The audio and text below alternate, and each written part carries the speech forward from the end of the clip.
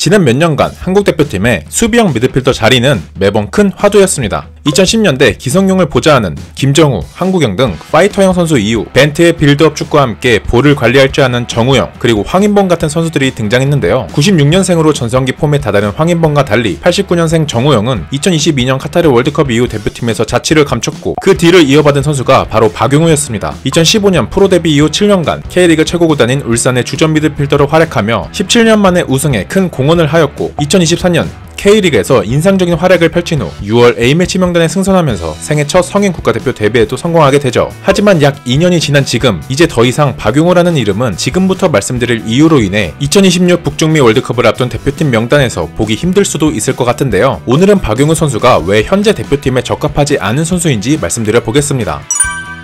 박용우는 장단점이 명확한 선수입니다. 수비형 미드필더 자리에서 187cm에 84kg의 피지컬은 현재 한국의 수비형 미드필더 자원 중에선 그나마 피지컬이 가장 좋은 축에 속합니다. 다만 박용우는 이런 피지컬을 활용하기보다는 팀이 볼을 소유한 상황에서 안정적인 빌드업의 핵심 역할을 하곤 했는데요. 양질의 패스 능력을 가진 선수이고 그만큼 상대의 패스기를 읽는 눈도 매우 좋아 프로에 데뷔한 2015 시즌 당시 FC 서울에서 오스마르와 스위퍼, 볼란치 자리에서 스위칭을 해가며 데뷔 시즌임에도 26경기에 출전하였죠. 울산 HD 시절에는 빌드 없이 센터백 사이까지 내려오는 하프백 위치에 고정적으로 뛰게 되면서 국내에서 최고 수준의 수비형 미드필더로 평가받았습니다. 또한 프로 데뷔 초기까지는 중앙 수비를 봤던 경험과 준수한 피지컬, 그리고 커리어 내내 대인 마킹에 대한 노하우가 쌓이며 K리그 내에서는 상위 티어의 수비형 미드필더로 자리 잡게 됩니다. 이것이 박용우 선수가 K리그를 넘어 국가대표에서도 23경기에 출전할 수 있었던 이유이죠. 실제로 국가대표 선수들 사이에서도 훈련 중 진짜 볼 잘 차는 선수로는 박용우 선수를 꼽기도 하였습니다. 하지만 박용우는 장점이 명확한 만큼 단점도 명확합니다. 이는 약 10년 전 K리그에 처음 데뷔했을 때부터 눈에 띄던 단점인데요. 프로 데뷔를 한 FC 서울 시절부터 압박이 들어왔을 때 대처 능력이나 판단력이 많이 떨어진다는 평가가 있었는데 본인이 편안한 상황에서 볼을 받는 상황과 달리 국가대항전처럼 압박이 세게 들어오는 상황에서는 불안한 모습을 종종 노출하였습니다. 이 부분에서 세계에서 가장 유려하게 풀어나오는 선수는 전성기 시절 세르히오 부스케츠인데 부스케츠처럼 원 볼란치로도 뛸 일이 많은 박용우는 자신에게 강한 압박이 들어올 때 얼을 탈 때가 있고 이를 개인 능력으로 풀 수 있는 드리블이나 스피드도 떨어지니 옆에서 도와줄 동료가 없다면 말 그대로 상대팀 압박에 먹잇감이 될 뿐이었습니다. 또한 역습 방어 시 가장 중요한 스피드도 단점으로 지목되는데 특히 울산현대 시절인 2018년 대구와의 FA컵 결승전에서는 경기 일주일 전 구단 유튜브 채널에 대구탕을 요리해 먹는 콘텐츠를 촬영하며 해당 시즌 대구 상대 6전 6승이라는 도발성 발언까지 했으나 1, 2차전 합계 1대5로 설레발은 필패라는 공식을 증명했고 특히 2차전 3개의 실점은 대부분 박용우의 미스에서 발생했는데 에드가의 득점 장면에서는 스피드에서 완전히 밀리는 모습을 보여주기도 했습니다. 하지만 무엇보다 박용우 선수의 가장 큰 단점으로는 바로 새가슴이 꼽힙니다. 자신을 옆에서 받쳐준 동료가 있고 경기를 주도할 수 있는 본인을 살리는 전술이 가능한 환경에선 아시아 탑클래스 수준의 경기력을 보여주지만 올림픽, 아시안컵 등 대표팀으로 뛰는 중요한 국제 무대에서 자꾸 뇌절성 플레이가 나오는 걸 보면 팬들 사이에선 실력보다 새가슴, 약한 멘탈이 문제가 아니냐는 것입니다. 사실 박용우는 투볼란치 전술에서 자신의 장점을 극대화할 수 있는 선수입니다. 이 사실 때문에 울산 HD 시절 홍명보 감독은 박용우 옆에 많은 활동량을 가져가는 이규성을 파트너로 삼선을 꾸렸고 이는 실제로 울산의 K리그와 아시아 챔피언스리그 우승의 핵심 역할을 하였죠. 박용우가 아라인으로 이적한 2023년 7월엔 당시 K리그1 선두를 달리던 울산이 박용우가 나가자마자 2경기 5실점과 함께 2년 9개월 만에 2연패를 기록하기도 했습니다. 그만큼 박용우가 울산의 성공에 큰 역할을 했다는 건 부인할 수 없는 사실이죠. 다만 대표팀에서는 앞서 말씀드린 단점들이 지금부터 말씀드릴 전술적 이슈와 좋지 않은 시너지를 내며 최근 장현수 이래 이렇게도 좋지 않은 여론을 가진 선수가 있었는지 생각이 들 정도의 비판을 받게 됩니다. 박용우를 성인 국가대표팀에 데뷔시킨 감독은 클린스만입니다. 2023년 여름 손준호의 승부조작 논란과 큰 정우영의 부상으로 인해 K리그 탑 수비형 미드필더 박용우를 콜업하였죠. 이후 A매치 데뷔전이던 페루전과 엘살바도르전에서 좋은 폼을 보여줬지만 9월 영국에서 열린 사우디와의 A매치 3번째 경기에선 유럽파들에 비해 한두 템포씩 늦는 모습과 무수히도 많은 패스 미스를 남발하며 이를 지켜보던 축구 팬들을 섬뜩하게 만들었는데요. 그리고 열린 2024 카타르 아시안컵에서 박용우는 조별리그서부터 준결승 요르단전까지 설명이 필요 없는 좋지 않은 경기력을 보여주게 됩니다. 당시 대표팀에서 박용우가 최악의 모습을 보여준 데에는 앞서 서술한 새가슴, 부진한 탈압박 능력도 부인할 수 없지만 한편으론 박용호의 장단점과 스타일을 무시한 채 중원 삭제 전술과 무책임한 자유방위명 전술을 부여한 클린스만의 전술 책임도 무시할 수 없습니다.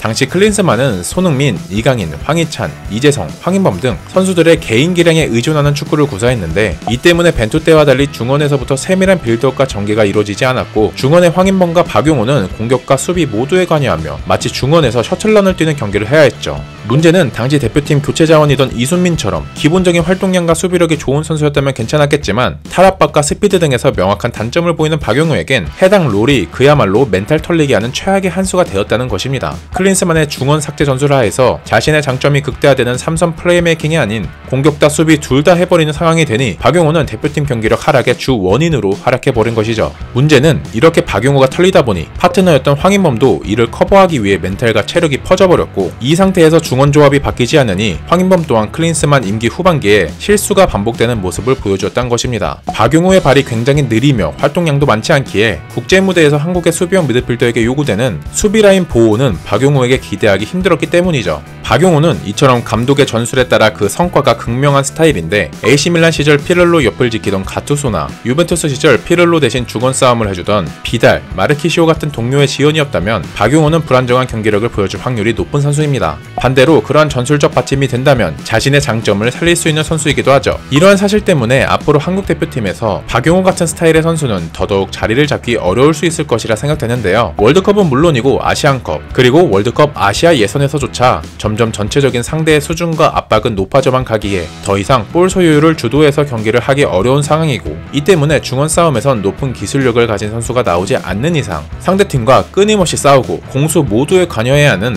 박투박형 선수 또는 스피드와 기술을 갖춘 선수가 선호될 가능성이 높습니다. 특히 앞으로 약 10개월간은 북중미 월드컵을 대비해야 되는데 수비형 미드필더를 활용한 라볼피아나 빌드업 전술을 주장한 홍명보 감독조차 지난 동아시안컵부터 보다 현실적인 3백 전술을 실험 중인 상황이죠. 이 때문에 대한민국 국가대표팀에선 동료의 보조 없이는 자신의 강점인 패스와 빌드업 그리고 수비에서 좋지 않은 모습을 보여준 박용호의 장단점을 일일이 고려하며 활용하기엔 어려운 상황입니다. 반대로 감독 변화에 상관없이 꾸준히 출전을 하고 있는 이재성, 황인범은 유럽 탑리그 수준의 개인 기량과 탈압박 능력에 더해 엄청난 활동량으로 공수 모두에 미친듯이 관여하며 박용호와는 다소 대비되는 모습을 보여주고 있죠. 오히려 박용호보다는 피지컬과 경합이 가능하며 빌드업에도 강점이 있는 큰 정우영이 그리운 상황입니다.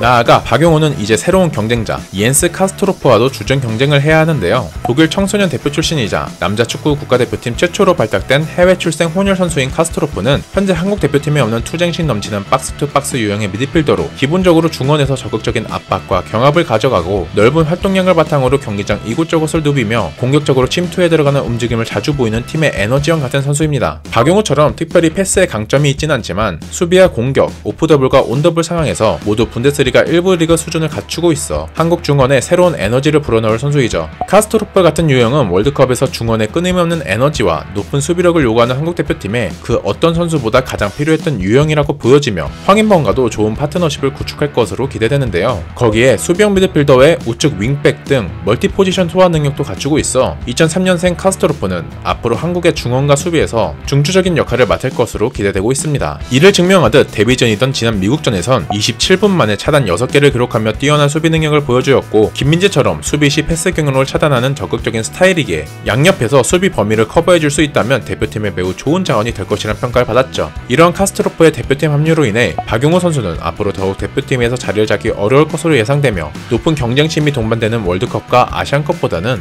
공격을 주도하며 경기 가능한 월드컵 2차 예선이나 친선 경기에서 그의 특성을 살린 전술 하에 출전하지 않을까 생각이 되는 상황입니다. 여러분은 평소 박용호 선수를 어떻게 생각하셨고 대표팀에서의 박용호 선수의 미래는 어떨 것 같다고 생각하시나요? 댓글로 자유로운 의견 남겨주시고 오늘 영상 재밌게 보셨다면 좋아요만 눌러주시는 센스 부탁드리면서 저 장가프는 다음에 더 재밌는 축구 영상으로 돌아오겠습니다.